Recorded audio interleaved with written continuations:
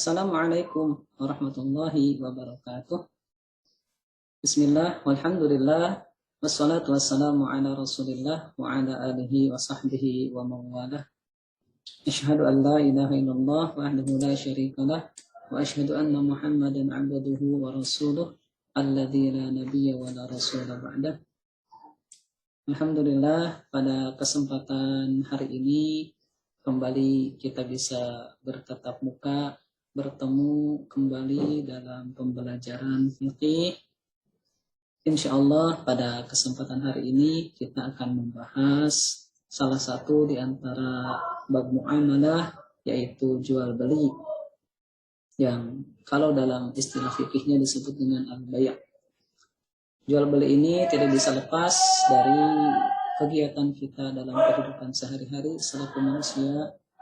Oleh karena itu, apalagi kita selaku muslim, kita harus bisa mengetahui dasar hukum dan juga syarat rukun dan yang berkaitan dengan jual beli, agar kegiatan jual beli ini sesuai dengan yang telah disyariatkan oleh Allah Subhanahu wa taala di dalam Islam. Insya Allah kita akan bahas jual beli dalam kesempatan pada pertemuan kita kali ini.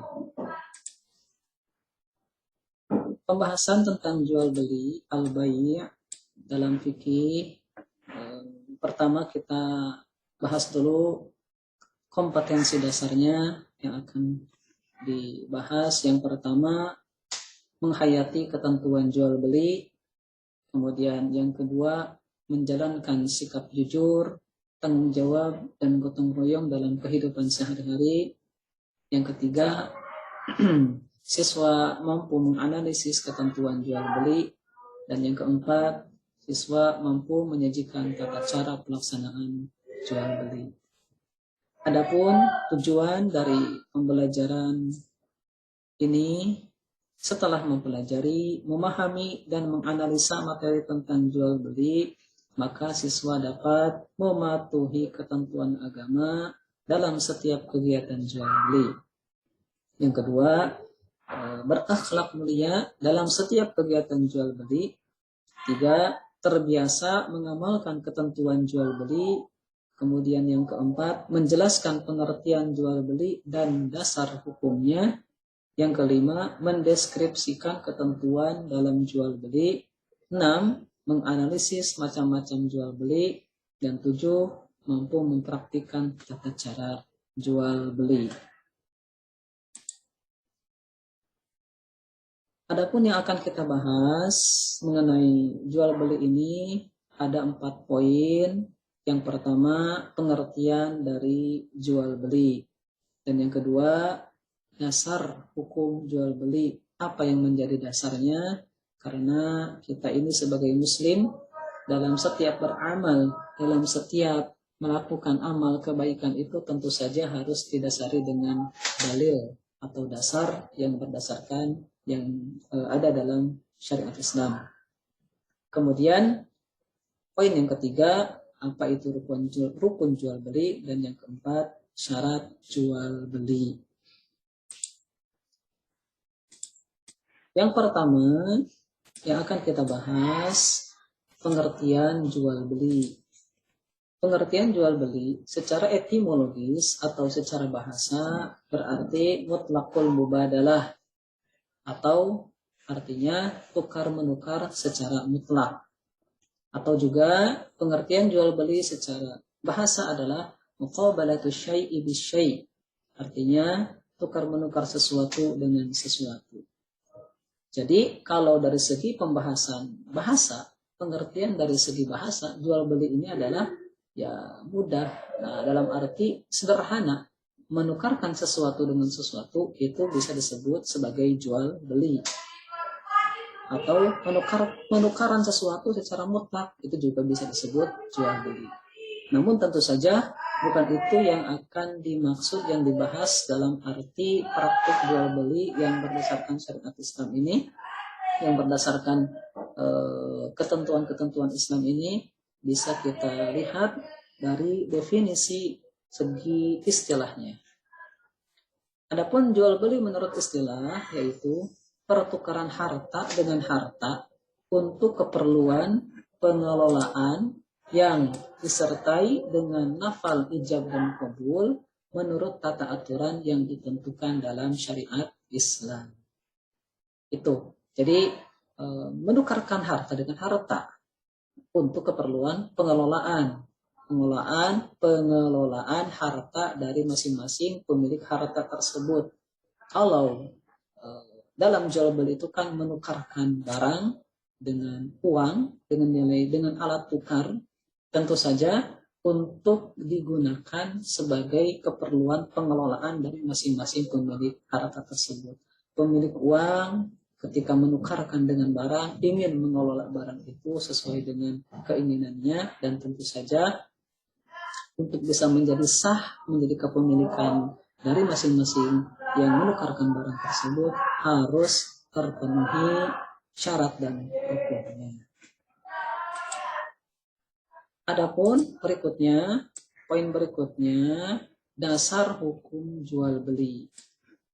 Dasarnya yang pertama adalah dari firman Allah Subhanahu wa taala, yaitu dalam Al-Qur'an surah Al-Baqarah ayat 275, A'udzu billahi minasyaitonir rajim, wa ahallallahu al-bai'a wa harrama riba.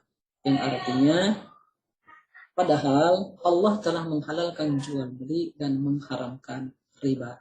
Di sini sudah jelas disampaikan kepada kita oleh Allah Subhanahu wa taala dalam kalamullah firman-Nya Al-Qur'an bahwa jual beli itu adalah halal.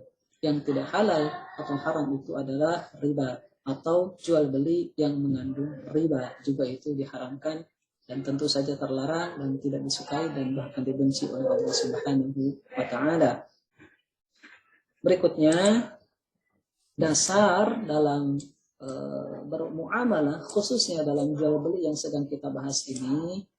Yang kedua, dasarnya adalah hadis Rasulullah Sallallahu Alaihi Wasallam yang berbunyi, an Rifa'ata bani Rafi' radhiyallahu anhu, anna Nabiy Sallallahu Alaihi Wasallam su'ila ayyul kasbi atyabu, qala amalur rajuli biyadihi wa kullu bai'in mabrur, rawahul Bazzar wa sahhahahu al-Hakim. Artinya, dari Rifa'ah bin Rafi' radhiyallahu an, bahwasanya Nabi Shallallahu alaihi wasallam ditanya tentang mata pencaharian yang paling baik. Beliau menjawab, seseorang bekerja dengan tangannya dan setiap jual beli yang mabrur. Hadis ini diriwayatkan oleh Al-Bazzar dan disahihkan oleh Imam Al-Hakim. Kemudian sabda Nabi Shallallahu Alaihi Wasallam tadi ada kata-kata jual beli yang mabrur. Apa yang disebut dengan mabrur? Mabrur adalah jual beli yang terhindar dari usaha tipu menipu yang dapat merugikan orang lain. Nah, inilah dalam Al-Quran tadi disebutkan wa halallahu al-bai'a, Allah telah menghalalkan jual beli. Kemudian oleh Rasulullah Shallallahu Alaihi Wasallam dijelaskan kembali jual beli yang bagaimana, yaitu jual beli yang mabrur, yang terhindar dari usaha tipu menipu yang dapat merugikan orang lain. Dasar yang ketiga tentang jual beli ini yaitu ijma. Ijma berarti kesepakatan para ulama. Para ulama telah sepakat, mereka bersepakat atas kehalalan jual beli.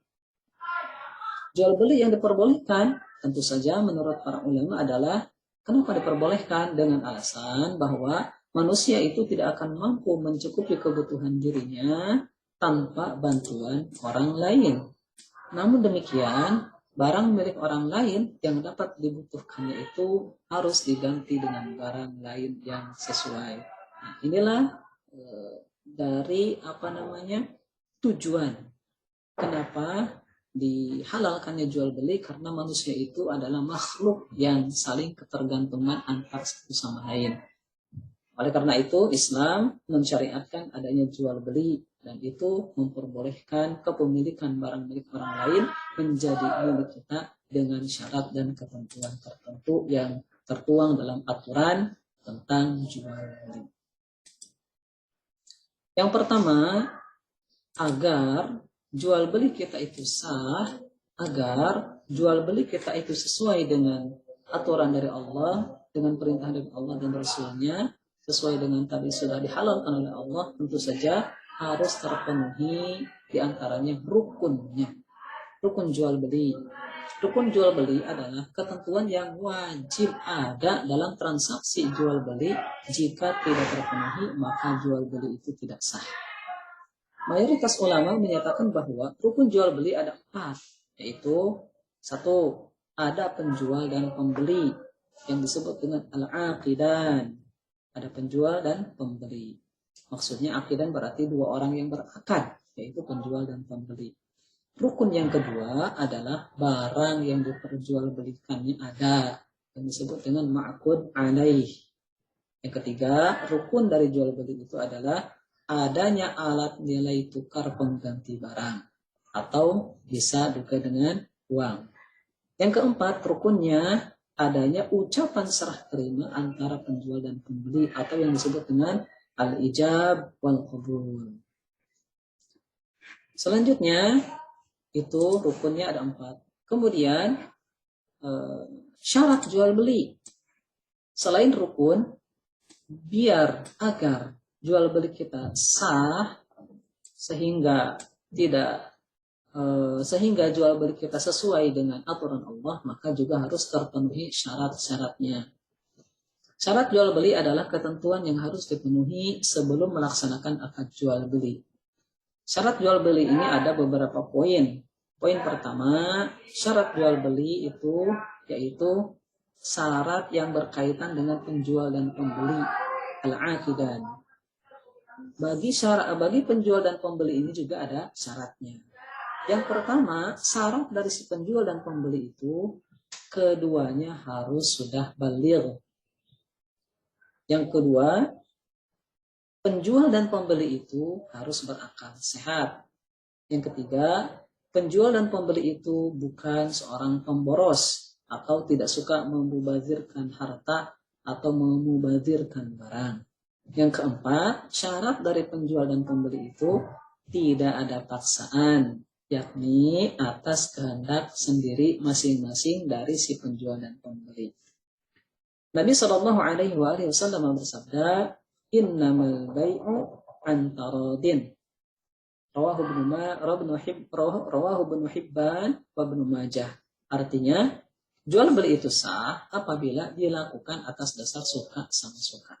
Hadis riwayat Ibnu Hibban dan Ibnu Majah.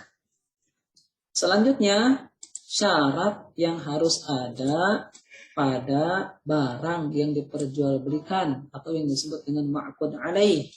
Syarat barang yang diperjualbelikan itu, yang pertama, barang harus ada saat transaksi, jelas dan dapat dilihat atau diketahui oleh kedua belah pihak, baik ukuran dan timbangannya, jenisnya, sifatnya, maupun harganya. Yang kedua, barang yang diperjualbelikan berupa harta yang bermanfaat. Yang ketiga, barang itu suci, berarti bukan barang yang najis. Yang keempat, barang tersebut adalah milik si penjual. Maka tidak boleh si penjual menjual barang titipan yang dititipkan kepadanya kemudian dijual, atau pinjaman, dia meminjam barang kepada orang lain kemudian dijual, itu tidak boleh. Syarat yang kelima, barang yang dijual dapat dikuasai oleh pembeli. Artinya, ketika nanti barang itu sudah dibeli oleh si pembeli, maka barang itu mutlak menjadi milik si pembeli. Sabda Nabi sallallahu alaihi wasallam, qala Rasulullah sallallahu alaihi wasallam, la tashtaru as-samak fil ma' fa innahu gharar. Rawahu Ahmad.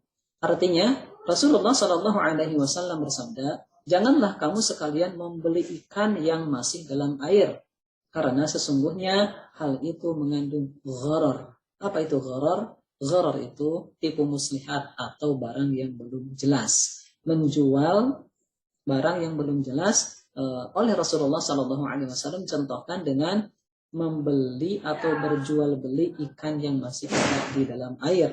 Tidak tahu ikannya itu apakah dia sehat atau tidak, dan belum ditangkap, masih ada di dalam air, kemudian transaksi si penjual dan pembelinya di darat begitu, sedangkan ikannya belum ditangkap, itu sebagaimana sabda Nabi Shallallahu Alaihi Wasallam tadi, itu tidak sah, tidak tercukupi syarat dari barang yang diperjualbelikan.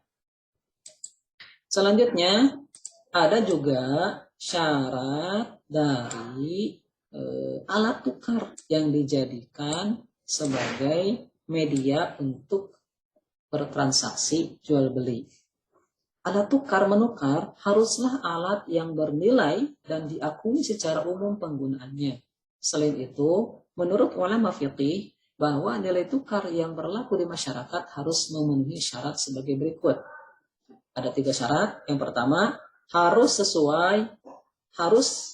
harga harus disepakati oleh kedua belah pihak dan disepakati jumlahnya. Harganya harus disepakati oleh kedua belah pihak juga jumlahnya.